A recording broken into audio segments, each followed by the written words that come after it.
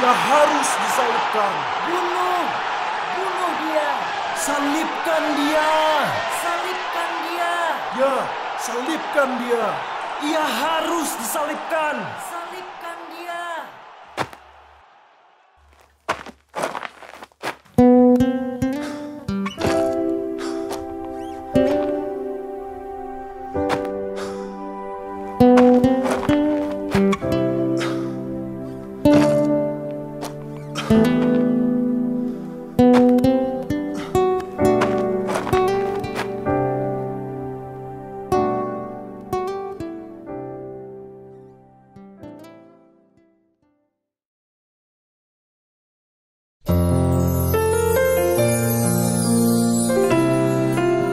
Kasih-Mu sungguh besar bagi kami, Tuhan, dan kami ingin selalu menyenangkan hati-Mu.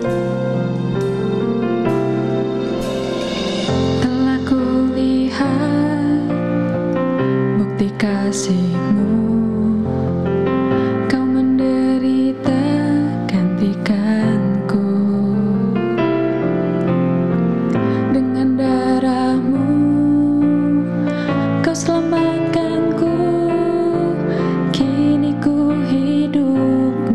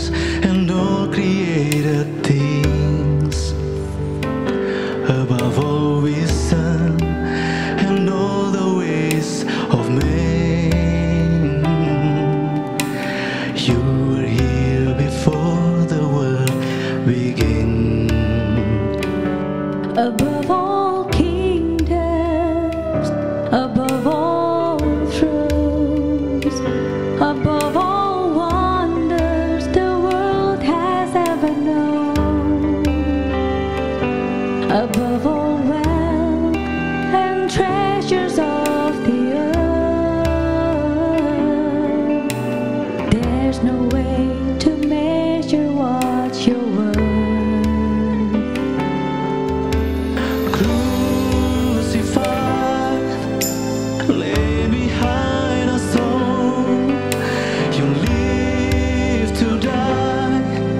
Rejected and alone, like a rose trampled on the ground.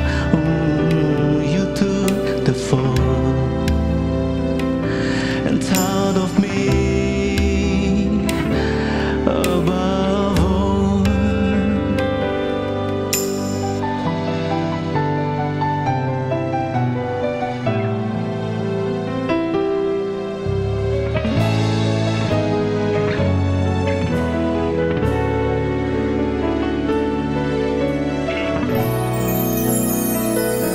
Above all powers, above all things, above all nature and all created things, above all wisdom and all the ways of man.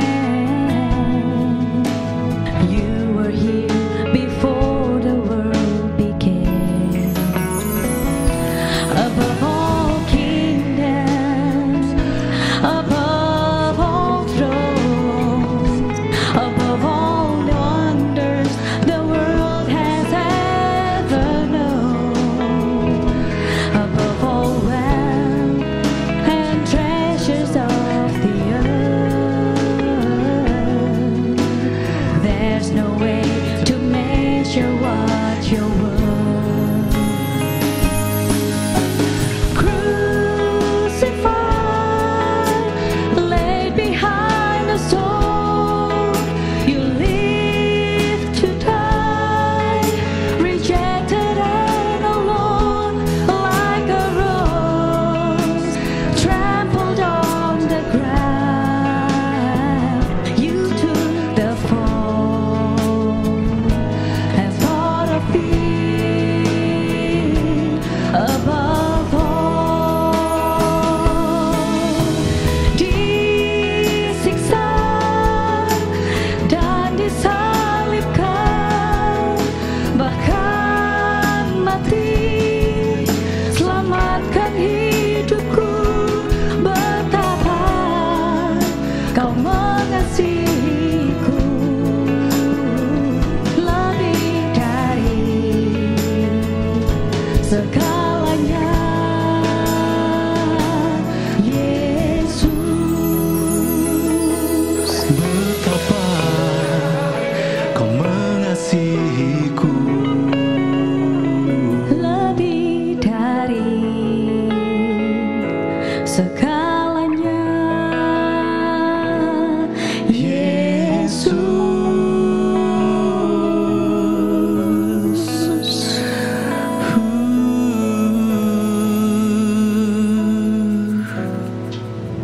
Thank you, Jesus.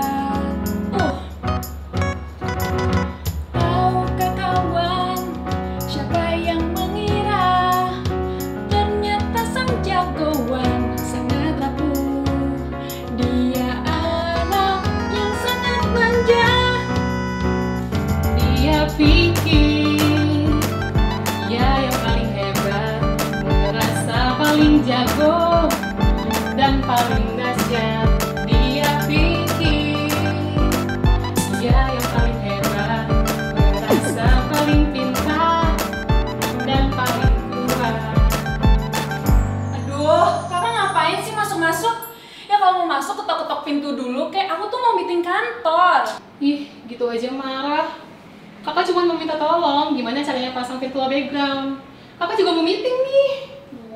Norak banget sih kak, udah nggak bisa. Kla, lu lupa di mute. Aduh sorry guys, sorry ya. Udah. Ya gimana ya, kakaknya katro sih. Ya jangan gitulah, namanya juga baru pertama kali pakai Zoom. Ya wajar aja ngalamin gituan. Terus aja belain sampai lu lupa selama ini dimanfaatin sama Clara. Betul. Seru amat, lagi pada ngomongin apa sih? Enggak, lagi seru-seruan aja. Iya, seru-seruan ngomongin lo. Ya elah, udah kayak artis aja gue diomongin. Kalian gak ada bahan lain apa? Iri banget sama hidup gue. Ada bos woy di waiting room. Gue admit ya. Bentar. Hai Ibu.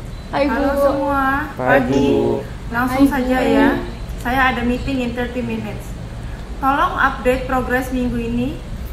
Bu, minggu lalu saya setim sama Mutia Bu. Terus kita berhasil achieve target dong Bu. Oh itu, iya I know. Saya butuh update yang lain.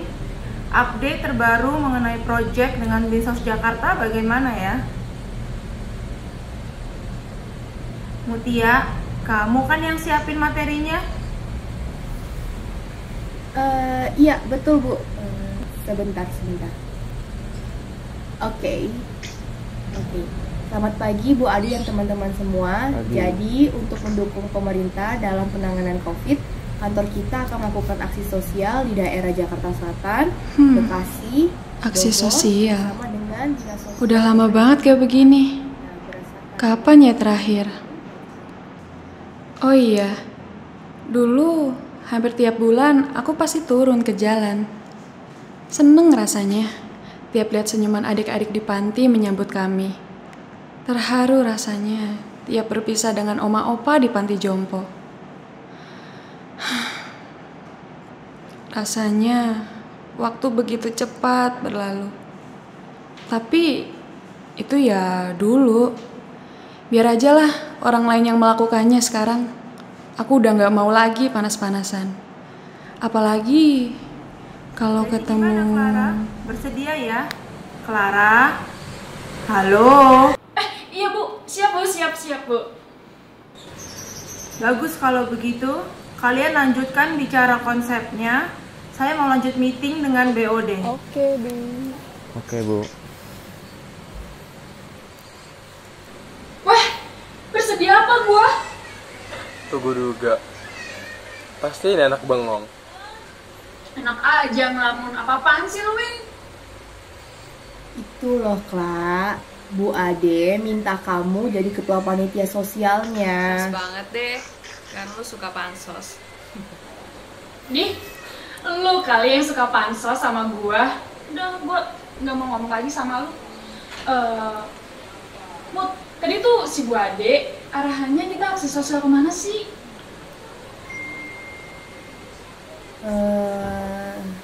Itu loh Kla, gimana ya? Itu loh, ke pemulung Kla. Hah?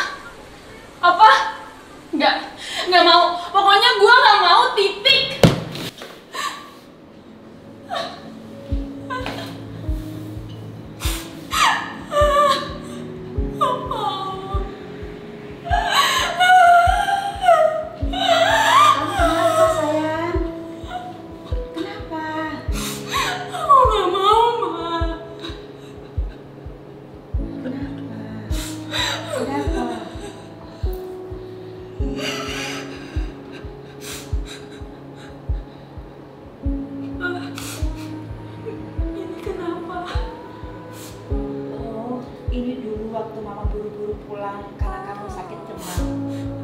Kardus yang mama angkut ada beling yang nyangkut. Kalau Kenapa, Ma? Kalau ini kena pecahan kaca. Mama lupa pakai sarung tangan. Maafin Clara ya, Ma. Sudah, nggak perlu ada yang dimaafin.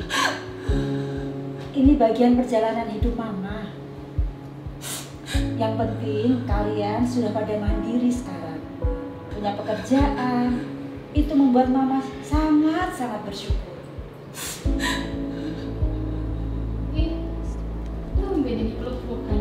Kamu kenapa nangis? Kasian dong Mama dijebak begini. Kak, aku ditunjuk jadi ketua panitia aksi sosial di kantor. Terus hubungannya sama mata kamu apa? Aksi sosialnya ke pemulung, Kak. Terus kenapa? Kamu malu? Kamu malu Mama juga dulu pernah mulung? Sudah, Kak, sudah. Gak apa-apa, Ma. Biar Clara juga sadar. Dia udah dewasa sekarang. Kamu tuh udah banyak berubah, Dek. Apa-apa tuh kamu gengsi. Di mana adik kakak yang dulu, yang selalu ramah, yang selalu rendah hati? Iya, Mama dulu pernah mulung. Tapi dia berjuang buat kita. Harusnya tuh kamu bangga. Kamu ceritain sama semua teman-teman kamu. Bukannya malah sok bergaya kayak sekarang.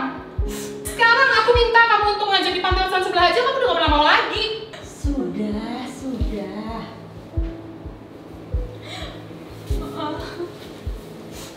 Maafin Clara ya, Ma. Iya, udah maafin. Mama udah maafin. Clara ngerti sekarang. Kak, maafin Clara juga ya. Ternyata selama ini egois menguasai diri Clara. Udah. Ini bagian perjalanan hidup Mama. Mama selalu berdoa dan berharap kalian bisa mengasihi orang lain. Kakak sama adik memiliki hati untuk mengasihi orang-orang yang tidak seberuntung dengan kita. Memang perjalanan Mama dulu berjuang untuk keluarga kita dari mulung. Tapi sekarang kita boleh menyisihkan apa yang kita punya untuk bisa membantu mereka.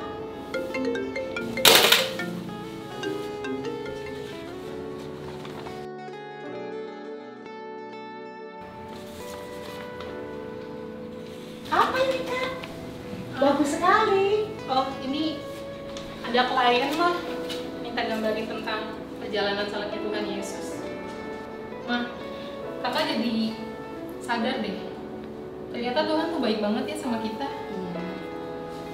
Kita yang dulu nggak punya apa-apa, sekarang kita udah punya rumah, jadi kita nggak usah pindah-pindah kontrakan lagi. Makasih ya, Ma, udah berjuang buat keluarga kita. Sama-sama sayang. Ma, Clara juga. Iya. Kita sayang, Mama. Aku juga sayang. Mama Makasih juga ya, sayang Ma. kalian. Kakak janji, kakak akan memberikan yang terbaik untuk keluarga kita. Aku juga. Terima kasih Tuhan Yesus. Engkau selalu ada buat keluarga kami. Engkau yang telah berkorban di kayu salib. Engkau yang telah mengabulkan doa-doa kami. Tuntun anak-anak hamba Tuhan, supaya mereka tetap berjalan dalam kebenaran-Mu. Amin.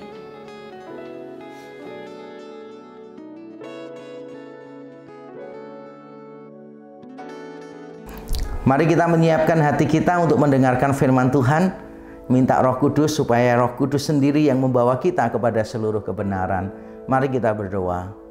Bapa di surga, terima kasih kami diberi kesempatan untuk mendengarkan firman-Mu secara khusus di momen yang spesial ini ya Tuhan. Kami memperingati kematian Tuhan untuk menebus kami dari semua dosa kami. Kami bersyukur dan kiranya Tuhan sendiri yang bekerja di antara kami mencelikkan mata kami supaya kami bisa melihat keberhargaan Kristus dan keindahan Injil. Supaya kami semua dimampukan ya Tuhan untuk menerima firman-Mu dengan lemah lembut dan untuk melakukannya dengan setia. Kami semua hamba-Mu yang menyampaikan dan umat-Mu yang mendengar, kami lemah, terbatas dan berdosa. Karena itu kami berdoa kiranya anugerah-Mu cukup bagi kami ya Tuhan. Terima kasih di dalam Kristus Yesus Tuhan kami berdoa dan kami bersyukur. Amin, amin, amin. Shalom Jemaat GKSI Bethlehem. Saya bersyukur untuk kedua kalinya saya bisa menyampaikan firman Tuhan di tempat ini. Terima kasih untuk para hamba Tuhan dan pengurus gereja yang sudah berkenan untuk mengundang saya menyampaikan firman Tuhan sekali lagi. Dan saya bersyukur kepada Tuhan yang selalu memberikan kesempatan kepada saya di tengah kelemahan, keterbatasan saya. Tema kita hari ini adalah tema yang sangat saya sukai sekali, yaitu tentang humility, tentang kerendah hatian. Dan saya tahu mengapa GKSI Bethlehem mengundang saya di momen yang spesial ini untuk menyampaikan tema yang sangat khusus ini. Saya yakin karena mereka semua tahu di antara semua hamba Tuhan di Indonesia yang paling rendah hati adalah saya, Yakub Trihandoko. Dan saya tidak suka memamerkan kerendah hatian saya di depan orang, di depan publik, mengaku-ngaku kalau saya ini adalah orang yang rendah hati. Dan bagi Bapak Ibu Saudara yang mengenal saya, Bapak Ibu Saudara pasti tahu, saya adalah hamba Tuhan yang nyaris sempurna. Saya cuma punya 2 kelemahan saja. Kelemahan saya yang pertama adalah saya ini kurang rendah hati. Saya tidak punya kerendah hatian. Dan kekurangan saya yang kedua adalah saya tidak tahu kalau saya memiliki begitu banyak kelemahan di dalam hidup saya. Tapi kecuali 2 hal tadi, saya kurang rendah hati dan saya kurang tahu begitu banyaknya kelemahan saya adalah hamba Tuhan yang nyaris sempurna. Bagaimana seandainya dari awal khotbah sampai akhir isinya adalah membanggakan diri saya? Pasti kita tidak suka dengan orang yang menyombongkan diri. Saya termasuk diantaranya, dan menariknya, walaupun saya tidak rendah hati, saya tetap tidak suka dengan orang lain yang menyombongkan diri. Atau mungkin ketidaksukaan saya itu disebabkan saya sombong. Karena saya merasa tidak suka ketika ada orang lain berada di atas saya. Apakah itu yang menyebabkan kita semua tidak suka melihat orang lain menyombongkan diri dari kita? Bukan cuma karena kita melihat menyombongkan diri itu dosa, tapi kita merasa dipermalukan, direndahkan. Nah, kalau begitu, kita perlu belajar. Hari ini kita akan belajar dari donat. Ya, dari donat. Kita semua suka donat, mungkin kecuali yang kena diabetes. Saya tidak terlalu suka donat, tapi kita semua tahu donat. Nah, kalau kita melihat donat itu sangat rendah hati sekali. Kita dapat mengatakan bahwa donat itu tidak pernah self-center. Dia tidak pernah berpusat pada dirinya. Bahkan dia tidak punya pusat di dalam dirinya karena lubang di tengah-tengahnya. Dan itulah sebabnya dia disebut donat. Makanya jangan sampai kita ketika memesan sebuah donat, lalu kita bertanya kepada yang membuat, siapa sih yang membuat lubang di tengahnya ini? Saya kan pesan donat, tapi kenapa tengahnya dibuat lubang? Pasti yang membuat juga bingung, karena mereka tidak membuat lubang, mereka membuat donat. Dan memang donat itu tengahnya lubang. Jadi tiap kali kita melihat donat atau makan donat, saya ingin kita semua mengingat khotbah hari ini tentang kerendah hatian. Donat itu tidak self-center. Di senternya justru dia lubang. Nah, hari ini tentu saja kita tidak akan belajar dari donat. Tapi kita belajar dari firman Tuhan. Dan saya mengajak kita semua untuk membaca Alkitab kita di dalam Filipi pasal yang kedua ayat 5-8. Filipi pasal yang kedua ayat 5 sampai yang ke-8. Kalau sudah menemukan, mari kita membaca bersama-sama demikian. Hendaklah kamu dalam hidupmu bersama menaruh pikiran dan perasaan yang terdapat juga dalam Kristus Yesus, yang walaupun dalam rupa Allah tidak menganggap kesetaraan dengan Allah itu sebagai milik yang harus dipertahankan, melainkan telah mengosongkan dirinya sendiri dan mengambil rupa seorang hamba dan menjadi sama dengan manusia, dan dalam keadaan sebagai manusia ia telah merendahkan dirinya dan taat sampai mati, bahkan sampai mati di kayu salib. Teks ini saya yakin bukan teks yang asing bagi kita. Kalau kita mau bicara tentang kerendahan hatian, apalagi di momen Jumat Agung semacam ini, Maka salah satu teks yang paling eksplisit, yang paling indah adalah teks ini. Bahkan saya bisa mengatakan teks ini adalah teks yang paling indah di antara semua Alkitab. Mengapa? Karena saya sedang mengkhotbahkan teks itu. Kalau saya sedang mengkhotbahkan teks lain, saya juga akan berkata hal yang sama, bahwa teks ini adalah yang paling indah di antara semua teks di dalam Alkitab. Tapi benar sekali sebetulnya, teks ini berkaitan dengan kematian Tuhan, sehingga cocok untuk suasana Jumat Agung, dan teks ini juga berbicara tentang kerendah hatian. Yang menarik dari teks ini, sebetulnya teks ini adalah sebuah himne kuno. Menurut banyak teolog, dan itu juga saya setujui, teks ini merupakan sebuah himne kuno. Jadi ditulis oleh Paulus, tetapi Paulus cuma meminjam dari himne kuno yang beredar pada waktu itu. Jadi di dalam bagian ini, Paulus tidak menuangkan idenya sendiri yang asli, tapi dia mengambil dari himne kuno. Bagaimana orang bisa tahu kalau ini adalah himne kuno? Karena kalau dilihat ada permainan bunyi, ada kesejajaran di sana, mirip agak berbau puitis begitu, dan juga ada banyak tata bahasa, ada banyak kosakata yang bukan tipikal Paulus, sehingga sangat cocok kalau ditebak ini merupakan sebuah himne. Nah, kalau memang ini sebuah himne kuno, maka kita bisa belajar bahwa pengakuan terhadap kealahan Yesus di sini usianya jauh lebih tua. Jadi bukan Paulus yang pertama-tama mengungkapkannya. Di bagian ini Paulus mengutip dari salah satu himne kuno. Walaupun kita tidak tahu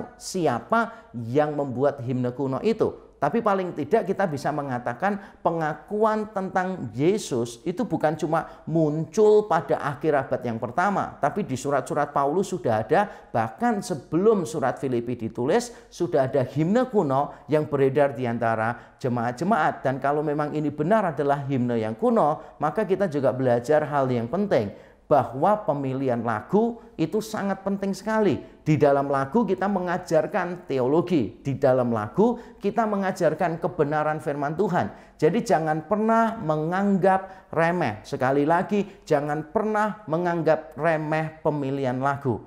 Kalau saya mengatakan di dalam worship clinic yang saya pimpin, saya melatih worship leader, liturgis, para pemain musik, bagaimana merancang ibadah yang berpusat kepada Injil. Biasanya saya mengatakan bahwa para pemimpin pujian, orang-orang yang ada di atas mimbar, para liturgis atau leading worshiper, worship leader, mereka itu sebetulnya adalah para theologian, para teolog. Melalui komentar mereka, melalui lagu-lagu, lirik lagu yang mereka pilih, mereka sebetulnya sedang mengajarkan teologi kepada jemaat. Makanya setiap lagu perlu dipikirkan, dipilih dengan seksama, didoakan dengan baik. Nah, Paulus menggunakan sebuah himne kuno untuk mengajarkan kita tentang kerendah hatian Kristus. Dan kita ingin meneladani kerendah hatian Kristus. Kita mau meneladani Kristus. Nah, nanti dalam khotbah saya akan menjelaskan lebih dahulu bagaimana Kristus menunjukkan kerendah hatian. Dan nanti bagian yang kedua dari khotbah saya akan menunjukkan beberapa poin penting tentang kerendah hatian. Jadi pertama kita akan belajar bagaimana Kristus menunjukkan kerendah hatian. Lalu yang kedua kita akan belajar beberapa poin penting tentang kerendah hatian. Dan langsung saja kita melihat dari teks tadi, bagaimana kerendah hatian Kristus dinyatakan di dalam teks ini, yaitu tidak mempertahankan kemuliaannya. Kristus tidak mempertahankan kemuliaannya. Dikatakan di ayat yang ke-6 tadi, yang walaupun dalam rupa Allah, tidak menganggap kesetaraan dengan Allah sebagai milik yang harus dipertahankan. Beberapa orang mencoba untuk mempersoalkan bagian ini. Katanya bagian ini tidak menunjukkan bahwa Yesus itu sungguh-sungguh Allah. Mereka biasanya berkata begini, para pengikut saksi Yehova atau para pengikut Unitarianisme yang menolak keilahian Yesus yang mutlak, biasanya mereka berkata begini, di sana Yesus cuma disebutkan dalam rupa Allah, tetapi kan dia tidak sungguh-sungguh Allah, cuma rupanya saja Allah. Tapi pandangan ini jelas tidak sesuai dengan konteks. Karena di ayat sesudahnya dikatakan Yesus itu mengambil rupa seorang hamba dan menjadi manusia. Apakah Yesus itu pura-pura jadi hamba? Ya jelas tidak. Dia datang memang untuk menjadi hamba, sama seperti dia datang menjadi manusia dan benar-benar manusia. Jadi kalau kita mengakui Yesus benar-benar menjelma menjadi manusia, benar-benar menjadi hamba, maka dalam rupa Allah ini juga harusnya kita pahami Yesus benar-benar Allah. Ada juga yang mencoba menyoal dengan berkata begini, milik yang harus dipertahankan. Nah, kata Yunani dipertahankan di sana itu sebetulnya adalah kata yang bisa berarti tidak dirampok atau dirampas. Jadi mereka berkata begini, Yesus itu sebetulnya bukan Allah yang sejati sepenuhnya, bukan. Dia itu cuma ilahi, tapi bukan Allah. Tapi Yesus tidak mau merampas kesetaraan dengan Allah, sama seperti yang dilakukan oleh Lucifer. Katanya mereka begitu. Nah saudara, kalau kita membaca bagian ini dengan baik, maka kita akan tahu konteksnya bertabrakan dengan penafsiran semacam tadi. Konteksnya itu kan sedang menampilkan Yesus sebagai tokoh, sebagai figur sempurna tentang keteladanan. Nah kalau Yesus cuma tidak mau merampas, dia sadar misalnya dia itu bukan Allah sepenuhnya, dia sadar dia itu secara hakikat di bawah Allah, dan dia tidak mau merampas kesetaraan dengan Allah, apakah itu bisa disebut sebagai orang yang rendah hati? Ya bukanlah. Kalau itu bisa disebut sebagai orang yang rendah hati, maka siapa saja yang tidak merampas milik orang lain, siapa saja yang tidak menginginkan jabatan orang lain, orang itu bisa disebut rendah hati. Ya tentu saja tidak begitu. Ada orang yang tidak menginginkan karena tahu tidak mungkin bisa mencapai ke sana. Jadi sebetulnya kita harus melihatnya apa adanya. Memang di sana dikatakan sebagai milik yang tidak dipegang terus-menerus gitu. Bukan dirampas, tapi sesuatu yang tidak perlu dipegang terus-menerus. Yesus tidak mempertahankan keilahiannya. Kemuliaannya dia tidak pertahankan. Lebih tepatnya bukan keilahiannya, tapi kemuliaannya. Dia tidak mempertahankan kemuliaannya. Tapi tidak berhenti sampai di situ saja. Bukan cuma dia tidak mempertahankan kemuliaannya, tetapi dia juga merengkuh kehinaan. Yesus bukan cuma mempertahankan kemuliaannya, tetapi dia juga merengkuh kehinaannya. Dan mari kita membaca di dalam ayat yang ke-7 dikatakan, melainkan telah mengosongkan dirinya sendiri dan mengambil rupa seorang hamba dan menjadi sama dengan manusia. Di sini dipakai kata mengosongkan dirinya. Nah, kita tidak perlu memikirkan mengosongkan di sini secara hurufiah, sama seperti kata tadi memegang erat. Kita tidak perlu tafsirkan hurufiah karena ini adalah sebuah himne. Jadi kalau menafsirkan himne yang berbau agak puitis, ya kita tidak boleh terlalu hurufiah. Kita harus bisa tahu karena puisi itu kadang-kala ada unsur hurufiahnya berkaitan dengan realitasnya, tapi dinyatakan dalam bentuk yang figuratif semacam itu. Mengosongkan di sini bukan berarti Yesus berhenti jadi Allah, bukan. Tapi Yesus menambahkan hakikat kemanusiaan pada dirinya. Jadi sama seperti misalnya kalau saya bukan orang miskin tentu saja, dan saya juga bukan orang yang kaya raya. Saya cukuplah saudara. Jadi hidup saya ini cukup, ya cukup menderita. Bukan ya, benar-benar saya cukup, tidak kaya raya juga tidak miskin. Seandainya saya itu pergi ke satu tempat, misalnya lah seperti yang berapa kali saya lakukan, saya tinggal bersama dengan gelandangan, makan siang bersama dengan mereka. Jelas saya tidak akan pakai jas saya, baju saya semuanya. Saya akan pakai sandal jepit, celana pendek, kaos, dan itu pun juga celana kaos yang sehari-hari saja. Saya akan berkumpul bersama mereka, bahkan mungkin saya tidak perlu membawa dompet saya. Saya cuma perlu membawa nasi bungkus dan sebagainya, naik mikrolet dan sebagainya, menemui mereka dan makan bersama mereka. Pada saat saya melakukan itu, apakah berarti saya berhenti menjadi orang kaya? Tidak. Saya cuma menambahkan sesuatu dalam diri saya, yaitu menambahkan kesederhanaan, makan bersama orang-orang yang sederhana. Tapi tetap saya punya duit, tetap saya punya tabungan. Jadi sama seperti itu pula ketika Yesus mengosongkan dirinya, jangan dipikir bahwa dia berhenti jadi Allah. Tidak, dia tetap sebagai Allah, tapi dia menambahkan natur manusia. Nah, karena ada natur manusia inilah, maka ada keterbatasan di sana.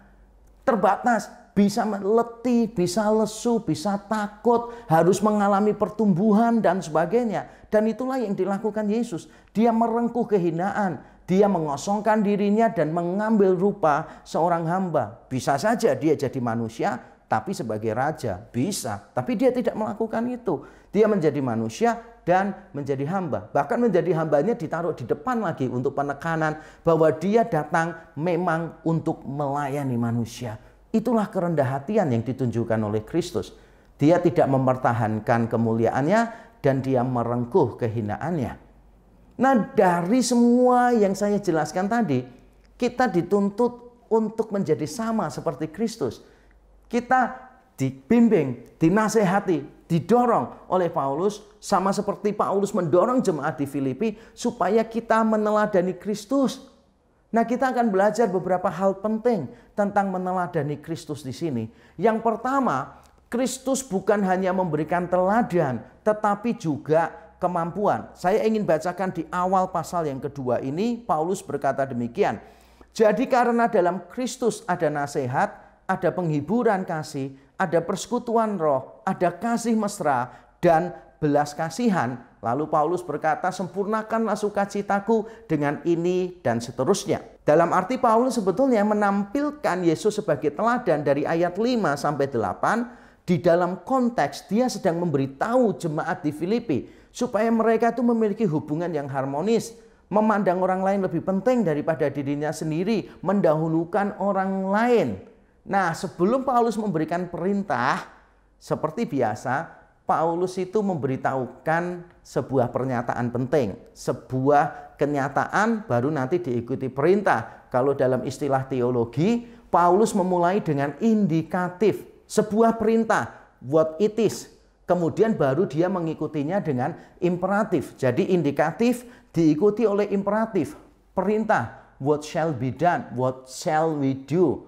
Nah, kita perlu melihat ini konsisten di dalam Alkitab. Alkitab itu selalu memberitahu dulu apa, lalu apa yang harus kita lakukan. Apa yang dilakukan Allah, apa yang harus kita lakukan. Misalnya 10 perintah Allah di Keluaran pasal yang ke-20, bukan dimulai dengan perintah pertama. Bukan dimulai dengan perintah itu. Tapi dimulai dengan kalimat ini. Akulah Tuhan Allahmu yang telah membawa engkau keluar dari tanah Mesir. Jadi dimulai dengan apa yang Allah lakukan. Dimulai dengan apa yang Allah sediakan, baru kemudian kita diperintahkan melakukannya. Jadi kita harus ngerti urutannya, jangan sampai salah. Saya ingat waktu saya dulu masih mahasiswa melayani gelandangan di Surabaya setiap Sabtu. Nah, saya pernah itu mengajarkan kepada anak-anak Pancasila gitu kan. Wah, mereka tuh heboh kalau datang tuh langsung minta peluk semua, padahal kan ininya semua keluar ingusnya ke sana kemari. Jadi pada waktu pertama kali saya datang peluk mereka, pulang itu kaos saya penuh dengan pulau-pulau Indonesia begitu kan. Nah, saya ingat tuh saya mengajarkan kepada mereka Pancasila. Lalu saya minta satu orang maju ke depan. Wah, dia berdiri lalu dia bilang, 1 Pancasila, 2 ketuhanan yang Maha Esa. Saya biarkan aja sampai terakhir dia bingung. Dia noleh tanya, loh kok jadi 6 ya sekarang? Iyalah, karena Pancasila kamu hitung, jangan dihitung, itu Pancasila itu di atas. Pancasila, baru sila pertama. Nah, sama perintah-perintah di dalam Alkitab juga begitu. Jangan mulai dari perintahnya, tapi mulai dari apa yang Allah sediakan, apa yang Allah lakukan bagi kita. Di Filipi pasal yang kedua juga sama. Jadi Tuhan melakukan apa? Itu yang dijelaskan dulu di ayat 1. Lalu baru ayat 2, 3, 4 itu perintah-perintahnya. Ayat kelima contohnya yang kita bahas hari ini. Dengan kata lain sekali lagi, meneladani Kristus itu bukan cuma begini. Kita diperintahkan dengan usaha sendiri untuk meneladani Kristus. Tidak. Kristus itu bukan cuma memberikan teladan, tapi memberikan kekuatan, memberikan modal.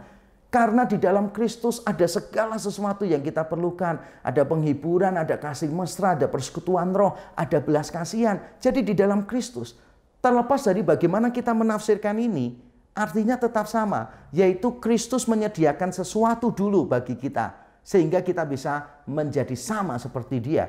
Sebab kalau kita tidak diberi kekuatan dulu oleh Kristus, maka ketika kita mau menjadi seperti Kristus, kita pasti akan terjebak pada dua hal yang sama-sama salah. Yang pertama, kita akan gagal pasti, dan kita akan membela diri. Membela diri dengan mengatakan, yaitu Kristus, saya manusia, ya tidak mungkin saya bisa sama seperti dia. Atau yang kedua, kalaupun kita bisa, pasti tidak bisa sih, tapi kalaupun kita bisa, kita akan menjadi orang yang sombong karena mengandalkan usaha sendiri. Makanya saya mau mengatakan begini sehubungan dengan poin yang pertama tadi. Usaha untuk menyerupai Kristus tanpa mengandalkan kasih karunia-Nya adalah perlawanan terhadap Kristus. Kristus itu bukan cuma mengundang kita untuk menjadi sama seperti Dia, tetapi Dia mengundang kita untuk bersandar kepada Dia sepenuhnya. Karena Dia sudah menyediakan semuanya. Jadi di dalam proses kita untuk menjadi seperti Kristus, sebetulnya semuanya sudah disediakan. Sehingga ketika kita menjalaninya, kita punya pengharapan. Walaupun mungkin kita bisa jatuh bangun, tetapi kita akan punya alasan, selalu punya alasan untuk bangun kembali dan menjalani, mengakhiri perjalanan kita sampai pada akhirnya. Kenapa? Karena kita punya pengharapan. Kristus bukan cuma memberikan teladan, tetapi Dia juga memberikan kemampuan kepada kita. Itu adalah hal pertama tentang kerendah hatian yang kita perlu garis bawahi dan perlu kita ingat senantiasa. Kita bisa kok menjadi seperti Kristus. Yang penting kita bersandar kepada karunia-Nya. Ketika kita jatuh, kita selalu punya alasan untuk bangun. Allah selalu menopang kita dengan anugerah-Nya. Dia menyediakan sarana-sarana anugerah, firman Tuhan, pemuridan, pujian, konseling, teguran, dan sebagainya. Dia akan sediakan bagi kita supaya kita bisa meneladani Dia. Dan tugas kita adalah bersandar penuh kepada Kristus. Toh kita juga menyadari kita diterima oleh Bapa bukan karena kesalahan kita, tapi karena kesalehan Kristus. Kita berdiri di atas kebenaran Kristus. Yang kedua, hal yang penting yang kita perlu pahami tentang kerendah hatian adalah ini. Kerendah hatian dimulai dari pikiran. Saya bacakan ayat yang kelima. Hendaklah kamu dalam hidupmu bersama menaruh pikiran dan perasaan yang terdapat juga dalam Kristus Yesus. Saudara, di dalam bagian ini penerjemah Lembaga Alkitab Indonesia itu menerjemahkannya begini. Dalam hidupmu bersama, hendaklah kamu memiliki pikiran dan perasaan. Jadi pikiran dan perasaan. Kalau kita cek di semua versi bahasa Inggris, tidak ada yang menambahkan dan perasaan. Semuanya berkaitan dengan pikiran saja. Berkaitan dengan pikiran, bukan berkaitan dengan perasaan. Bukan berarti kerendah hatian itu tidak berkaitan dengan perasaan. Bukan itu poin saya. Tapi poin saya, kerendah hatian dimulai dari pikiran. Nah, saya tidak tahu mengapa penerjemah ELAI menambahkan perasaan di sana. Apakah mungkin ya penerjemahnya itu dari suku tertentu yang perasaannya sangat halus begitu, sehingga pada waktu melihat kata Yunaninya rasanya kok perasaan perlu ditambahkan di sini ya. Mungkin dia mikirnya kok pikiran sih. Harusnya kan perasaan. Kan beberapa orang begitu kan, kalau diskusi gitu kan, menyampaikan pendapat, ditanya bagaimana pendapat Bapak, lalu bilang gini, saya rasa seharusnya kita melakukan ini. Yang dirasa itu makanan sebetulnya, tapi itulah kebiasaan di beberapa etnis di Indonesia. Kita ini etnis yang merasa gitu. Beberapa etnis itu cenderung untuk merasa, dan saya bisa paham, kita masyarakat timur kan gitu. Tapi sebetulnya kata yang dipakai di sana bukan perasaan ya gitu, tapi pikiran. Dan semua versi bahasa Inggris seragam tentang hal ini. Dan ini juga cocok sesuai dengan konteksnya. Karena di ayat berikutnya dikatakan Yesus itu tidak menganggap kesetaraan dengan Allah. Menganggap di sana itu juga satu kata yang berkaitan dengan pikiran. Walaupun kata Yunani yang dipakai berbeda dengan yang kita baca tadi, tetapi idenya tetap sama, yaitu berkaitan dengan pikiran. Nah, saudara, saya ingin kita paham ya, pikiran ini penting sekali. Ketika kita mau jadi rendah hati, kita mulainya dari pikiran. Makanya agak lucu ya istilahnya rendah hati. Seolah-olah penekanannya pada perasaan. Ya memang rendah hati itu nanti berkaitan dengan hati, berkaitan dengan perasaan. Tetapi dimulai dengan pikiran. Kita sadar siapa kita sadar siapa Allah. Hanya dengan menyadari siapa Allah dan siapa kita bisa meletakkan diri kita pada tempat yang seharusnya. Saya ulangi sekali lagi. Hanya dengan memahami siapa Allah dan siapa kita bisa meletakkan diri kita pada tempat yang seharusnya. Mengapa orang sombong? Ya karena dia tidak paham Allah atau dia tidak paham dirinya sendiri. Sebab kalau dia memahami Allah di dalam semua kemuliaannya, Allah itu adalah Allah yang berdaulat, Allah yang beranugerah, apapun yang kita miliki berasal dari Dia, tidak ada yang kita miliki yang kita tidak terima dari Dia, tidak ada ruang untuk sombong. Orang yang sombong karena dia tidak mengenal Allah atau dia tidak mengenal dirinya sendiri, makanya kita perlu benar-benar menjaga pikiran kita. Kita harus tahu siapa kita harus tahu siapa Allah. Nah, saya mau berkata begini, saudara. Teologi bukanlah sumber arogansi. Teologi adalah fondasi untuk rendah hati. Sekali lagi, teologi bukanlah sumber arogansi. Teologi adalah fondasi untuk rendah hati. Sangat disayangkan kalau banyak orang yang mulai belajar teologi, baik hamba Tuhan full time maupun jemaat awam yang cuma ingin belajar teologi, sebagian besar terjebak pada arogansi. Saya salah satunya, saya harus mengakui itu. Ketika saya pertama kali belajar teologi, saya merasa saya tidak bisa mendengarkan khotbah hamba-hamba Tuhan yang sebelumnya saya bisa dengarkan dengan rendah hati. Ketika saya mendengarkan khotbah, saya selalu mencari kesalahan-kesalahan dari yang dikhotbahkan. Saya merasa khotbahnya salah, atau kalaupun tidak salah khotbahnya terlalu dangkal, dan sebagainya. Sangat disayangkan. Makanya seringkali dulu pertama kali saya belajar teologi, apalagi kan saya bertumbuhnya dari gereja-gereja Pentakosta kan, yang terlambat di dalam berteologi lah kalau di dalam konteks Indonesia begitu. Maka di antara kami itu ada orang yang seringkali berkata begini, STH itu apa gitu, sarjana tinggi hati gitu kan, atau sok tahu gitu. Wah, kata-kata yang dipakai sarjana teologi STH itu sok tahu, sarjana tinggi hati. Dan dalam banyak hal memang harus diakui semacam itu. Tapi saya meyakini bahwa kesombongan, arogansi bukan cuma milik aliran tertentu.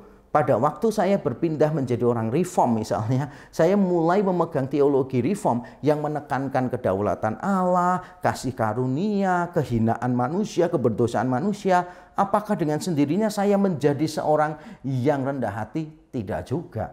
Saya malah menjadi orang yang lebih sombong karena merasa tahu lebih banyak, tahu lebih mendalam, lalu semakin gak bisa mendengarkan orang lain lagi. Nah, kita harus berhati-hati. Teologinya sebetulnya tidak salah ya. Teologinya tidak salah. Kita itu diajar segala sesuatu anugerah. Allah berdaulat penuh di dalam hidup kita. Kita ini orang yang berdosa yang tidak bisa melakukan apa-apa tanpa Tuhan. Loh, itu teologi yang baik. Cuma kita ini harus menghidupi teologi kita. Kita harus mengizinkan teologi kita itu memimpin perasaan kita, memimpin seluruh tindakan kita. Kita jangan jadi orang yang mudah baperan. Tapi biarlah ajaran yang benar itu mengontrol perasaan kita. Kalau saya biasanya mengatakan begini kepada jemaat saya, kalau seseorang itu tidak punya ajaran yang benar, orang itu pasti mudah baperan. Pasti mudah baperan. Ada apa dikit marah, sedih, wah segala macamnya lah.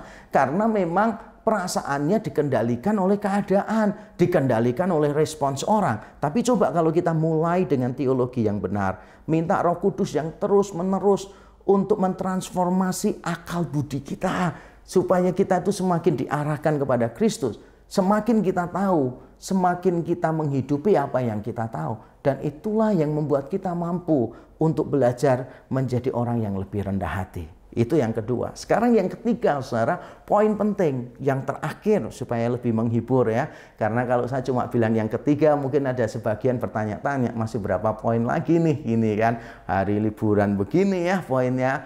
Mungkin jangan banyak-banyak, tidak banyak ya. Ini adalah bagian yang terakhir. Nanti di bagian yang terakhir ini ada beberapa poin ya, 5 poin lagi yang saya akan tambahkan di sana.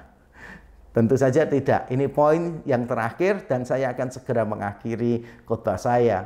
Kan kalau cuma tanggung membuat orang lain senang, Wah, saya juga ikut senang ya, karena Jumat Agung ini kan momen kita berkorban gitu kan, berkorban untuk kebahagiaan orang lain. Nah, yang ketiga saudara yang kita perlu pelajari dari kerendah hatian adalah ini.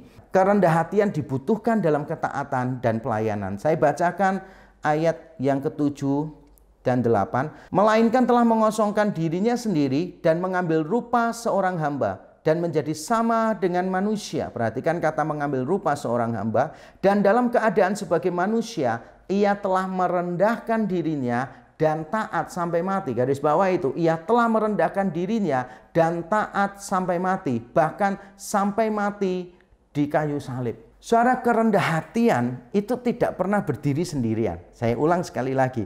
Kerendah hatian tidak pernah berdiri sendirian. Kerendah hatian itu pasti akan menghasilkan kebajikan-kebajikan tambahan.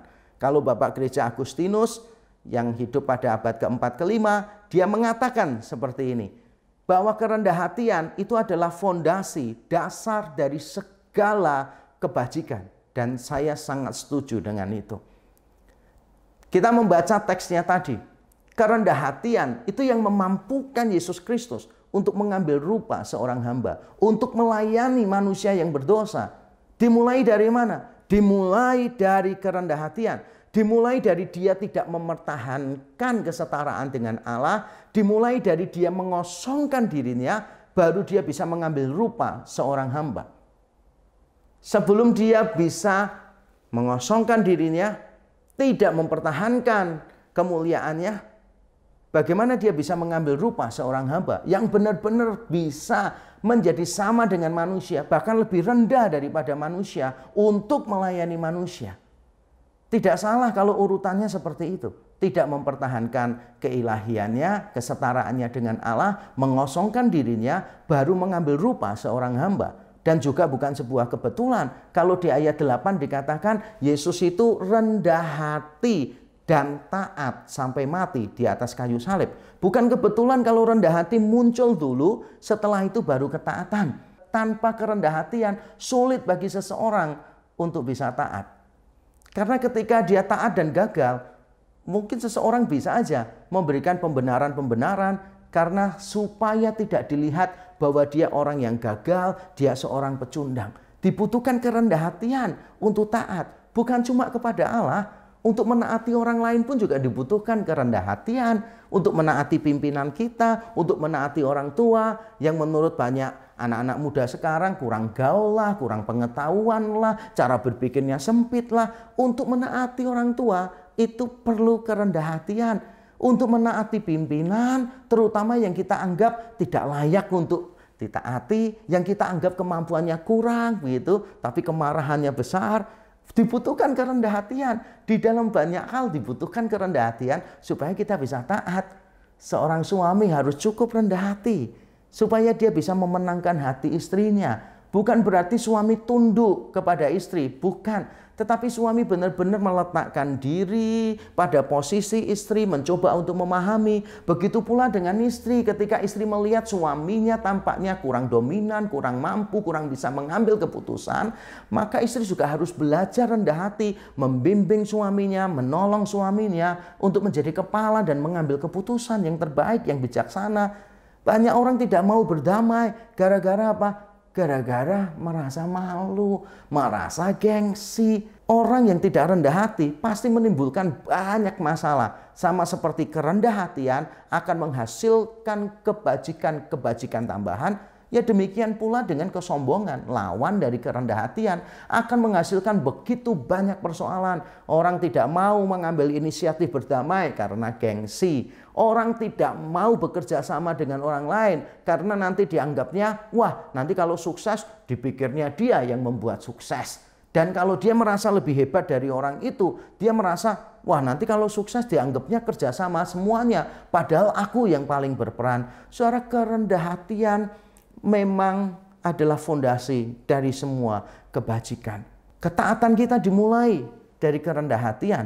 Pelayanan kita dimulai dari kerendah hatian. Karena itu perlu bagi kita untuk menjadi rendah hati. Apa yang harus kita lakukan, saudara? Ya kita mengecek hati kita ini loh, saudara. Perlu untuk kita cek. Nanti di akhir khotbah saya akan memberitahukan bagaimana pentingnya kita untuk mengecek berhala-berhala di dalam hati kita. Tapi sekarang saya ingin memberikan sebuah kalimat dahulu. Saya mau berkata begini, merendahkan diri tidak terjadi secara natural. Butuh penyangkalan, kerelaan, dan kedisiplinan. Penyangkalan, kerelaan, dan kedisiplinan. Atau dalam kalimat yang lebih lengkap, butuh penyangkalan diri, kerelaan hati, dan kedisiplinan setiap hari. Kita benar-benar perlu menyadari ini. Kita semua secara natur itu sombong. Bahkan orang yang kelihatannya minder, wah seringkali terbukti sombong. Orang yang tidak punya apa-apa juga sombong. Kita semua rentan terhadap kesombongan. Kerendahan hatian tidak terjadi secara spontan. Maka kita perlu penyangkalan diri bahwa kita ini bergantung penuh kepada Tuhan. Kita tidak bisa melakukan apapun. Butuh kerelaan diri. Kadang-kala kita merasa sakit, merasa dihancurkan, dihina, itu tidak nyaman. Kita butuh merelakan diri kita untuk dibentuk semacam itu. Dan butuh kedisiplinan. Kita mencoba lagi. Belajar terus untuk semakin hari semakin merendahkan hati kita. Dan kita hari ini sudah mendapatkan teladan dari Kristus yang sempurna. Dari Allah yang kemuliaannya sempurna sampai menjadi manusia yang paling hina. Itulah harga yang Dia bayar untuk mendapatkan kita. Dari Allah yang kemuliaannya sempurna sampai menjadi manusia yang paling hina. Bahkan Dia matinya di atas kayu salib. Kematian yang paling hina, yang paling menderita. Dia lakukan untuk mendapatkan kita, saya dan saudara, orang-orang yang berdosa. Sudah selayaknya bagi kita untuk melihat keberhargaan Kristus dan menyadari betapa kita tidak berharga tanpa darah Kristus. Kita tidak punya harga sama sekali. Kita adalah gambar Allah, tetap berharga, tapi rusak oleh dosa. Dan kita ditransformasi terus melalui darah Kristus. Itulah yang membuat kita memiliki kehormatan kita. Karena walaupun kita rusak, kita hancur, tapi kita dibeli dengan darah yang mahal, darah Yesus Kristus. Tapi mengapa kita sukar untuk menjadi orang yang rendah hati?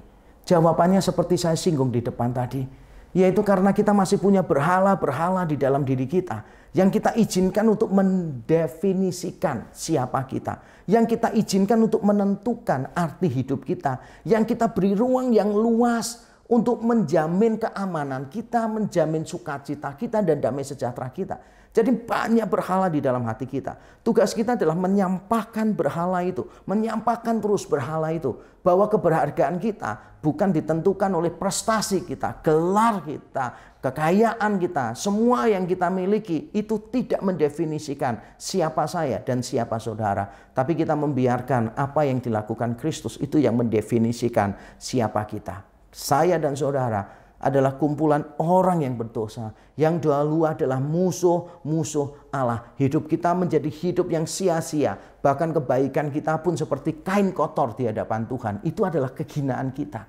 Tapi di dalam Kristus, Dia merengkuh kehinaan kita. Dia mengalahkan kehinaan kita, membeli kita dengan darah yang mahal, bukan dengan emas, perak, atau kekayaan dunia yang lain. Dan itulah kehormatan kita. Kita tidak perlu punya prestasi yang mentereng supaya diterima. Karena di dalam Injil Allah menerima kita apa adanya. Dan Allah mengubah kita menjadi sama seperti Dia.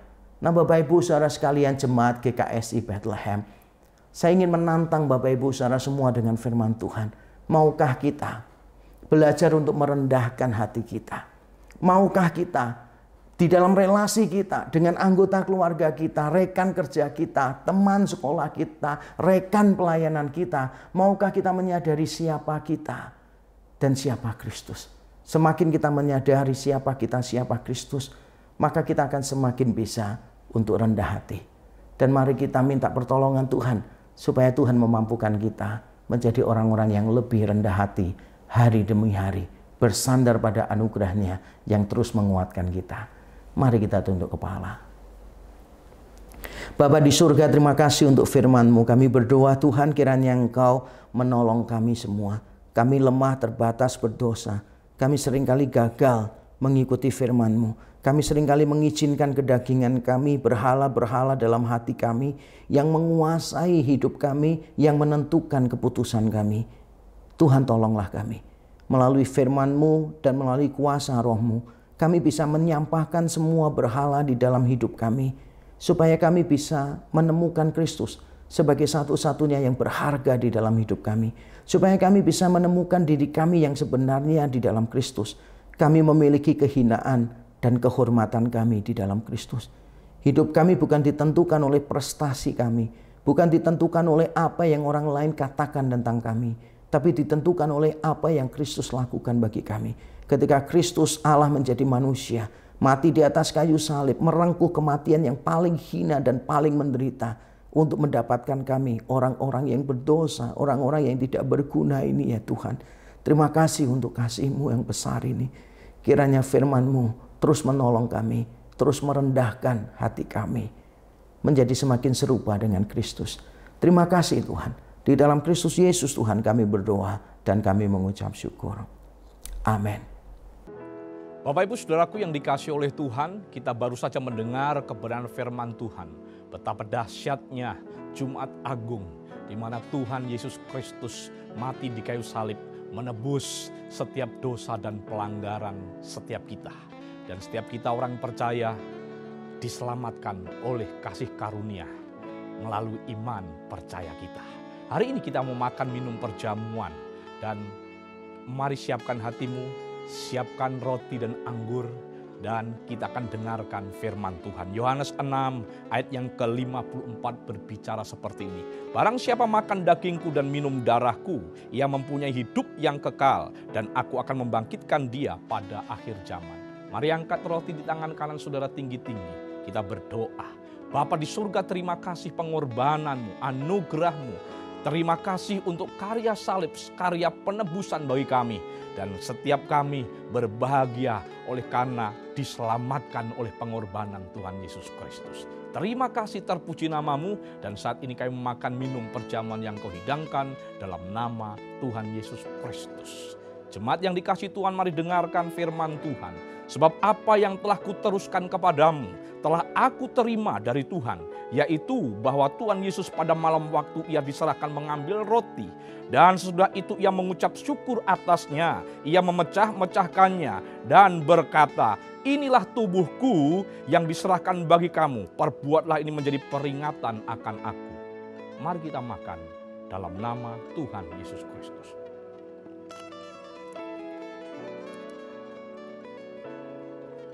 Sekarang angkat cawan di tangan kanan saudara tinggi-tinggi dan dengarkan firman Tuhan. Demikian juga ia mengambil cawan sesudah makan lalu berkata, cawan ini adalah perjanjian baru yang dimeteraikan oleh darahku. Perbuatlah ini setiap kali kamu meminumnya menjadi peringatan akan aku. Mari kita minum dalam nama Tuhan Yesus Kristus.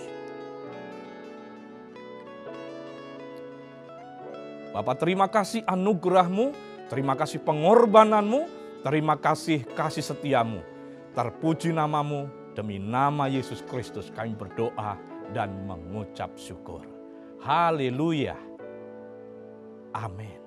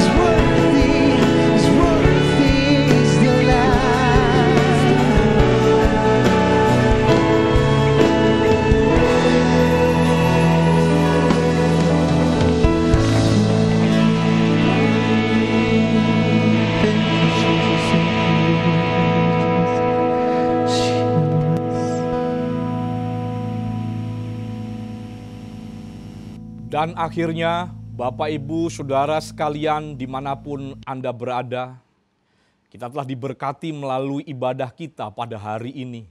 Dan mari kita lebih sungguh-sungguh lagi mencintai Tuhan, karena begitu besar anugerahnya bagi kita. Dan mari terima berkat yang datang dari Tuhan.